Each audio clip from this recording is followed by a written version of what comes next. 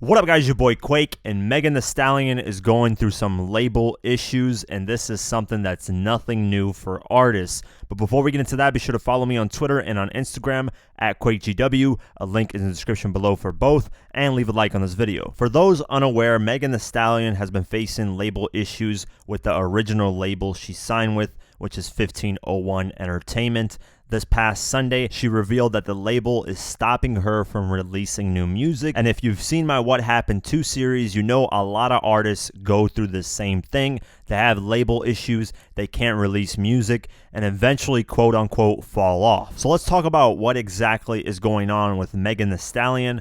What's the situation with the label, who's involved, and what's to come in the future with her. So let's start in the beginning. Megan Thee Stallion is an artist from Houston who started having a locally hot name in Houston, doing a couple freestyles here and there. And in 2016, she released her first mixtape, Rich Ratchet, and it started gaining a lot of momentum. Then she released an EP called Make It Hot, and from there she just kept gaining momentum, and actually labels from different areas wanted to sign her. And Quality Control, which is located in Atlanta, owned by Coach K and P, said they wanted to sign her, but they didn't want to get into a bidding war for her. So they tried DMing her. She never responded, so they just kept moving. And if you guys don't know, Quality Control had a huge part in Lil Yachty's career, Migos, Lil Baby, so on and so forth. They're huge in Atlanta, huge now worldwide because of those artists. And at that time, the only person that was helping Megan with her music career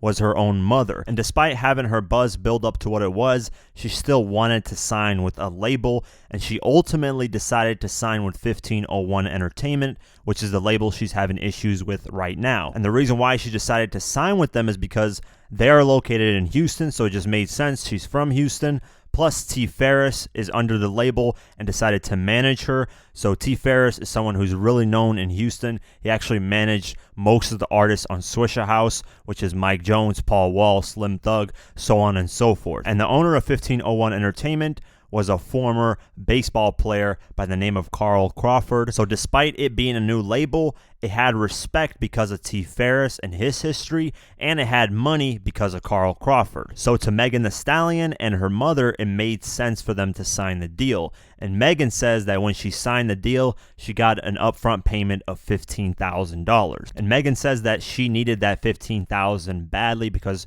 her mom was working a lot, struggling, as well as her. So that $15,000 for that moment helped their lives a lot. So at that time, it was like me and my mama, right? And my mama is like working a regular job. She hate her job. It's me. I'm still in school. I really just wanted to do something good. Just the two of you in the house? Just the two of us. I really wanted to do something good for me and my mama. I really wanted to take care of us. I wanted her to stop working, and I really wanted my rap career to like really pop off. And I knew that, you know, getting with T. Ferris and 1501 and everything would benefit both of us. So hell yeah, I wanted to take that $15,000 and help my mama out. And that's what seemed like the best thing at the time. So I did it.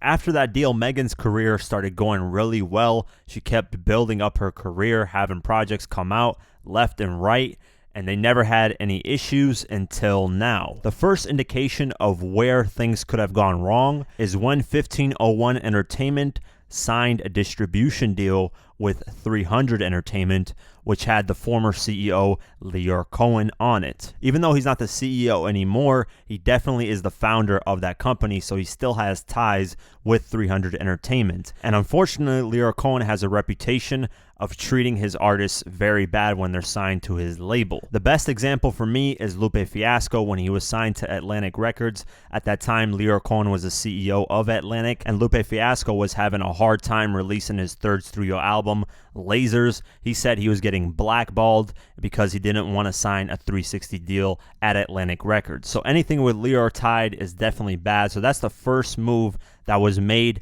that probably started all these issues with Megan and her current label. The second thing that Megan has done that has caused issues with her current label, according to Carl Crawford, is that she signed a management deal with Roc Nation. In early 2019, unfortunately, Megan lost her mother to cancer, and her mother was basically her #1 manager. So after losing her, she needed to find new management, so that's why she went to Roc Nation. But the crazy thing that happened that Carl Crawford says is that Megan Thee Stallion signed to Roc Nation, and when she signed, he had no idea until it became public information. On top of that, T. Ferris, who is Carl Crawford's business partner in starting 1501 Entertainment, he decided to move and go with Roc Nation and become Megan's manager. Carl says that now he doesn't have a relationship with T. Ferris anymore, and Megan has become distant with him as well. Mm-hmm.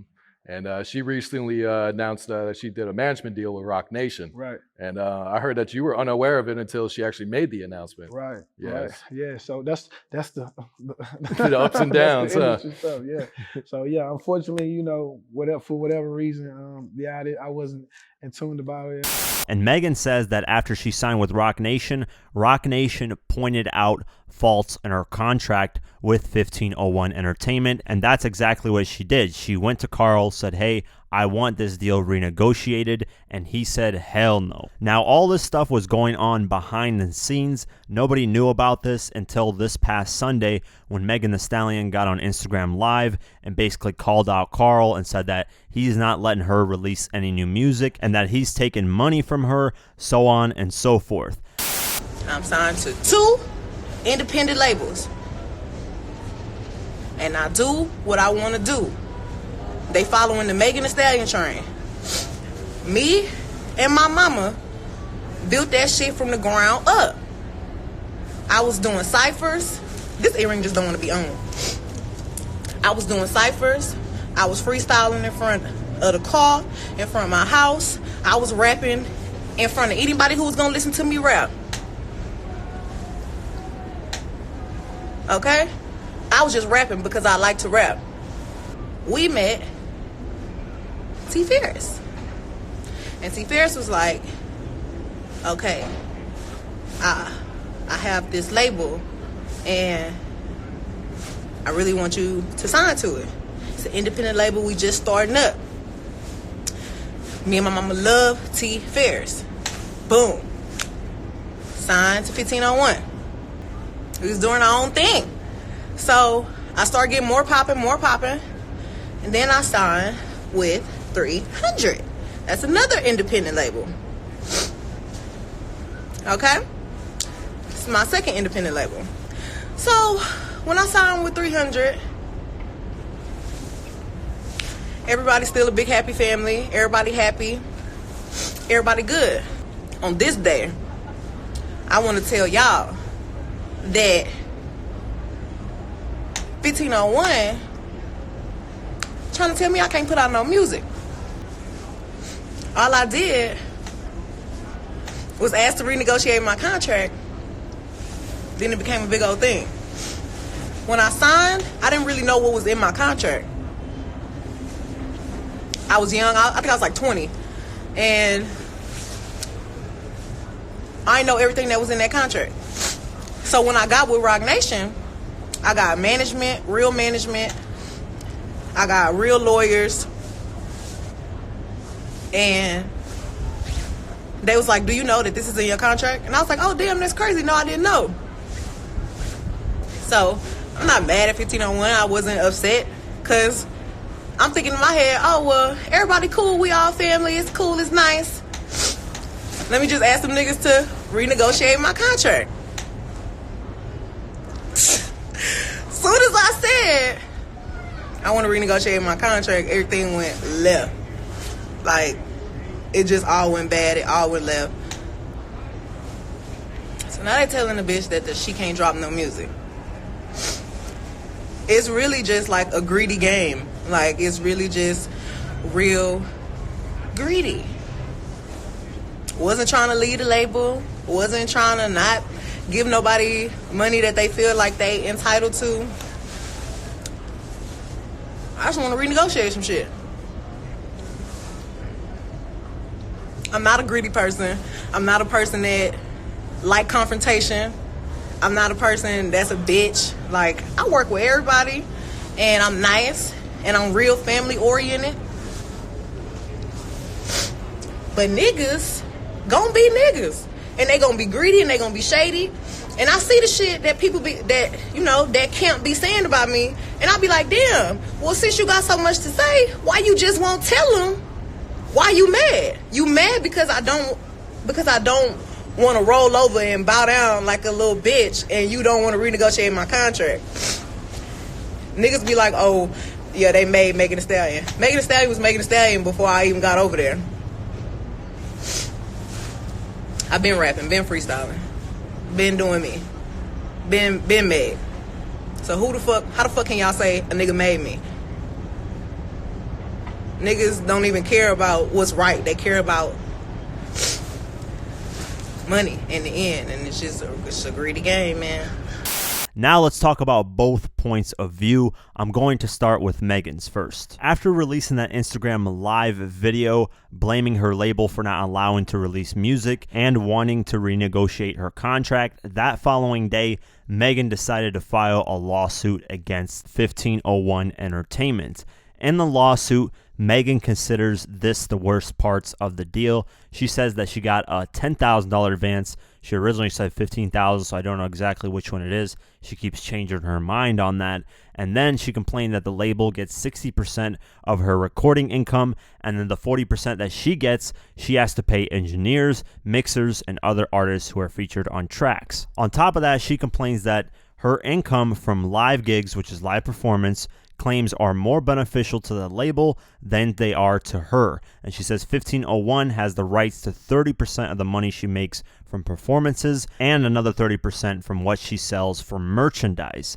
So if you guys know anything about the music industry and anything that rappers have been complaining about, it's basically these type of deals, and these type of deals are called 360 deals. And these deals are the absolute worst because the label literally gets everything that you do, even if it doesn't involve music. Let's just say Megan were to make an app, right? And it was huge and she sold it for $500 million. The label will get 30% of that, and they had no part in that whatsoever. So now you can see why Lupe Fiasco fought with Lyor Cohen back in 2010 at Atlantic Records as to why he didn't want to sign a 360 deal. It's complete bullshit, and nowadays artists are more keen to that and know not to sign those deals. She further says in her lawsuit that money from touring and performances goes directly to 1501 Entertainment, and Megan says they're supposed to give her a statement for what she's owed, but that their accounting has been purposefully and deceptively vague. The suit goes on to say that Megan has over 1 billion streams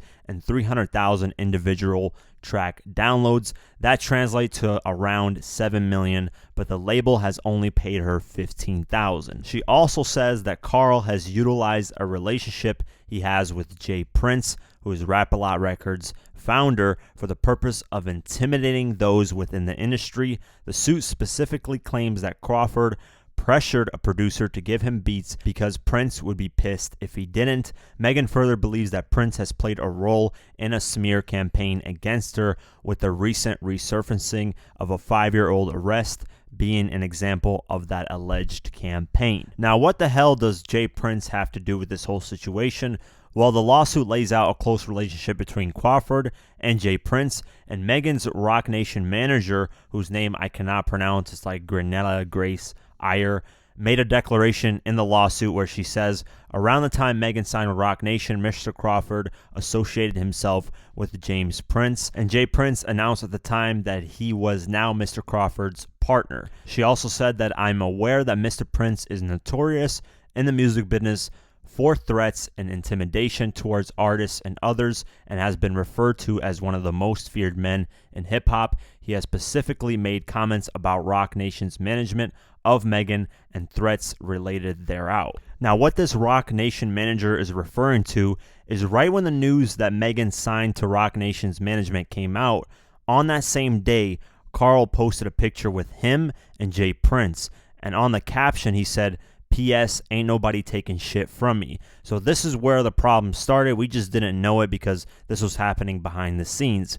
This is when Carl decided to reach out to Jay Prince and say, hey, help me out because I think Roc Nation is trying to take Megan Thee Stallion away from me and my label. On top of that, after Megan Thee Stallion went live on Instagram, Carl posted another thing with Jay Prince, And at the caption, he said, "At a time when loyalty is at an all-time low, it's nice to be linked with Jay Prince, who is steady teaching me how to move in this cutthroat industry, and I know that terrifies some, especially the ones who double-cross me." And in the lawsuit, they said that, hey, this is a threat against Megan and that Jay Prince and Carl should not be posting these type of things. Ultimately, in this lawsuit, what Megan is looking for is the money that is rightfully owed to hers. That's what she says, and she's also looking for at least $1 million in damages.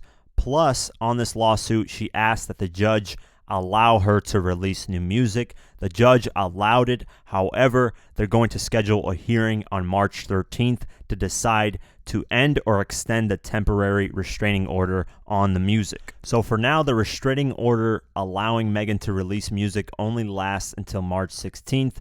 But 3 days before that, on March 13th, there will be the hearing that will determine whether it gets extended or not. And let's just say it doesn't get extended, right?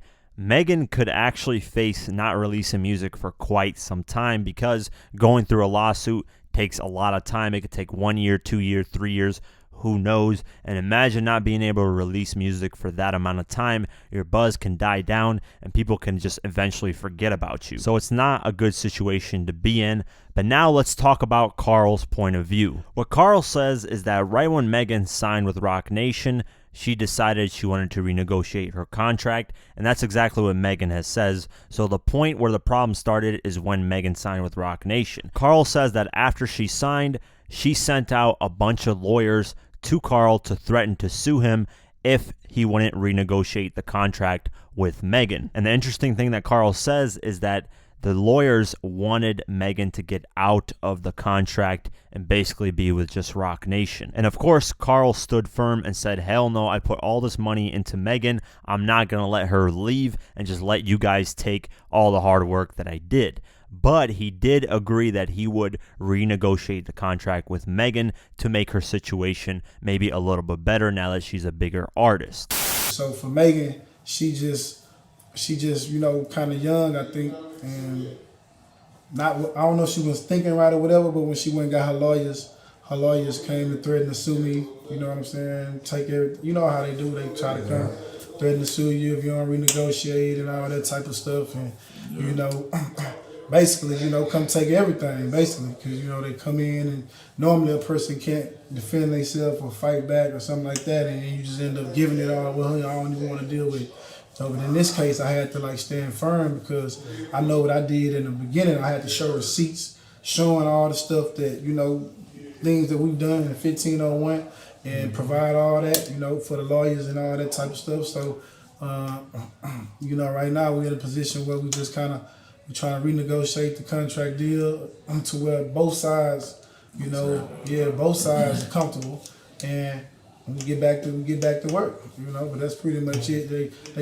She went to Roc Nation, hoping that Roc Nation would get out of the deal with me.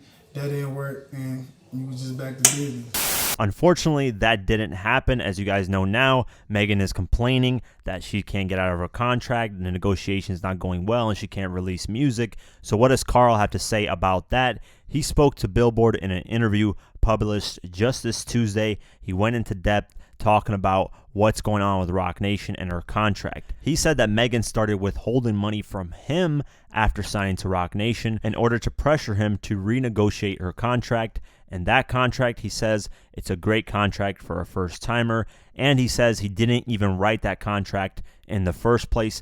T. Ferris, which was the business partner with Carl, is the one that wrote it, and her mom did the contract. He said that he's new to the business, and he let the guy, T. Ferris, run the whole business because he knew absolutely nothing about it, zero. So he wrote up the contract, and he didn't do it. So Carl's saying, listen, I didn't even write this contract that you're complaining about. It was T. Ferris, and now you're running with T. Ferris over at Roc Nation. Now, Carl believes that Roc Nation is trying to stiff-arm him and take Megan from him. He says the lawsuit is part of their larger plan. He says their real plan was to get you out of my contract so they can sign you to Roc Nation. That's all they wanted to do. He also disputes Megan's claim that she's only been paid $15,000 by the label. He said, how has she been paid $15,000? As soon as we signed at 300, I wrote her a check for $50,000 and it's signed with her name on the check. We can show you the proof. Then he speaks about the deal in general, says, we gave this girl a 60-40 split. Now go ask the artist about that. She got parts of her masters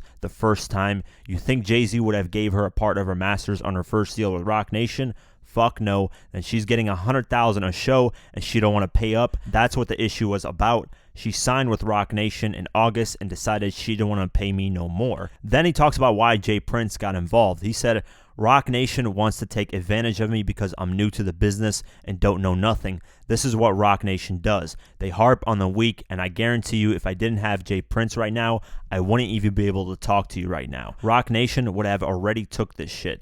This shit would have been already took from me. All my hard work would have gone down the drain. I'm here to fight this. So Carl is saying basically, hey, I put all this money into her when nobody was wanting to sign her. I put $1 million+ into her, and he has receipts for everything, and he's saying she just wants to leave and renegotiate her contract, whatever the case may be, and he's not allowing that to happen because obviously if you put all this work into somebody and they just want to leave, that's not fair at all. With Jay Prince's name constantly being mentioned in everything, he decided to respond on Instagram. He said, breaking news alert, Houston, we have a problem. Megan, along with a Roc Nation employee, whose name I can't pronounce, decided to include my name in a lawsuit wrapped around lies and stupidity. We gon' get this shit straight. Now, let's deal with the root of this issue. The root is a familiar one for me coming from a successful independent record label's perspective. We as independent record labels make many sacrifices along with our artists. After we do all the hard work together with artists, it's a known fact that major record labels and established managers attempt to poach the fruits of our label. One of the first things they do is criticize the deal that raised that artist from the dead. These record labels and managers don't want shit to do with these artists until the hard work, risk, sacrifices, and resources have been spent by the little guys. This is the same technique of the culture vultures. I don't allow this to happen to me when New York and LA record labels attempted to take my artists. So they labeled me as malicious for fighting back. I didn't allow it then, so I damn sure ain't gonna allow it to happen to 1501 Records or any of the other independent record labels that I'm associated with. For the record, we have no problem with negotiating with Megan, but we do have a problem with dictators. I find it very interesting that Roc Nation would allow their employee to sign an affidavit and a statement full of slanderous lies on my methods of doing business when we have partnered together on several occasions. I don't think Jay-Z is aware of this, but only time will tell. Megan, even though she signed an affidavit, talked down and lied in court documents on me. I understand how lawyers brainwash artists to milk them of funds and lawsuits that they know they can't win. Megan seems to be a perfect candidate for self-destruction. Any artist in the music industry will testify that 40% profit share is a great deal, especially for an unestablished artist that till this day has never delivered an album. To end this, I give credit to where credit is due. Megan, along with her mother, who evidently could read, God bless her soul, negotiated a good deal. I extended my hand to meet with Megan T. Ferris and the team personally for further negotiations. Unfortunately, it never happened, even though we're all in Houston. Because she's being controlled by the very people who started this shit, the homie Carl was an angel in Megan's eyes when he was spending hundreds of thousands investing in her career. Now that he's helped her become successful artist, she stopped paying him his percentage and views him as the devil. I'm glad money don't make me, I make money. Megan then saw Jay Prince's post and responded to him on Instagram as well, and she said, facts are facts and the facts are public. I'm extremely pleased that 1501 and Carl Crawford were denied the request to dissolve the court order and try to stop my music from being released.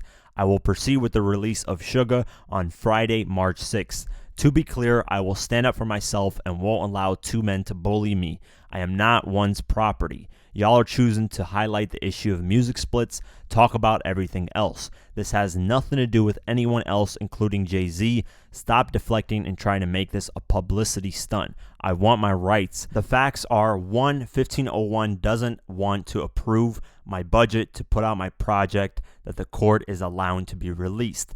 2. 1501 tried to stop my release. I prevailed in court. 3. 1501 tried to fight the decision today. The court denied 1501's request. Respect my deceased mother. She's not here. You don't know her. You weren't involved. Carl should speak for himself. All the facts are public record, available at the courthouse in Houston. And while I was shooting this video, the full contract that Megan signed with 1501 came out, and DJ Booth EIC on Twitter broke it down without having to go through the whole contract. He said, just read over Megan Thee Stallion's full recording contract with 1501. It's a 360 deal. Megan receives 40% of her royalties net, 70% of her merchandising net, 70% of performance if it's over 1,000, and 100% of her performance if it's under 1,000. And this is what we've already gone through, but here's the new details in the contract that we did not know about. Megan's deal calls for the delivery of one full record LP with 2 options, which is 2 additional albums. Of note, for an album delivery to count towards the deal, it must clock in at no less than 45 minutes. And here are the current runtimes for the projects that she's released so far. Tina Snow clocks in exactly at 30 minutes. Fever clocks in at 40 minutes and 9 seconds, and this new project she just released, Sugar, clocks in at 24 minutes and 33 seconds. So officially, she hasn't released an album under the label at all. In addition to her advance, 1501 committed for the Tina Snow project a minimum of $60,000 and a maximum of $100,000, including mastering and marketing costs. The recording budget for the second and third commitment albums, assuming 1501 picked up both options, is the same. And this is what his opinion is, DJ Booth EIC. He says, I'm not a lawyer, but based on everything I've read and everyone I have spoken with about this, people far smarter than me, I think Megan will lose in court. I would bet that Roc Nation tries to buy her out of her deal with 1501, receiving future royalties as a part of the deal. Additional minor detail, the contract was delivered to Megan on 2/3/18, which I always said early 2018. She signed and dated the contract on February 4th, 2018. This means that Megan was 22, not 20 when she signed the contract. And based off these tweets and details from the actual contract, it is not looking good for Megan. So Megan's stance is that she doesn't want to be treated as a slave, and Carl's stance is that he wants all the money he invested in her to be recouped. Now, who's telling the truth? Only time will tell in court. If Carl can provide receipts of all the money he invested in her, he'll more than likely win the case. If he can't, then Megan Thee Stallion will. The main lesson to be learned here from this situation and from business in general is to not be the vulnerable one, the one that needs the business deal the most. Because if you are, the other person will more than likely take advantage of that. So when Megan signed her deal in early 2018, she really needed that $15,000. I know at that time it sounded like a good thing to do, but I feel like if she would have took her time a little bit more, built her buzz up, because if she was already buzzing in Houston, she could have built her name up, and then when a label came to her, she could have negotiated the deal a lot better. Plus, she could have probably saved up some money and hired a lawyer to look over the contract to make sure everything was good. This is why it's always great to take your time, even if you're in a bad situation. As long as you know you're headed in the right direction in the future, things will be okay. Just take your time, execute things well, and your future self will thank you a lot. A lot of artists end up in these type of situations because they're vulnerable. They need that money because their family's probably struggling like crazy, but it's smarter just to build your own name up. You can make revenue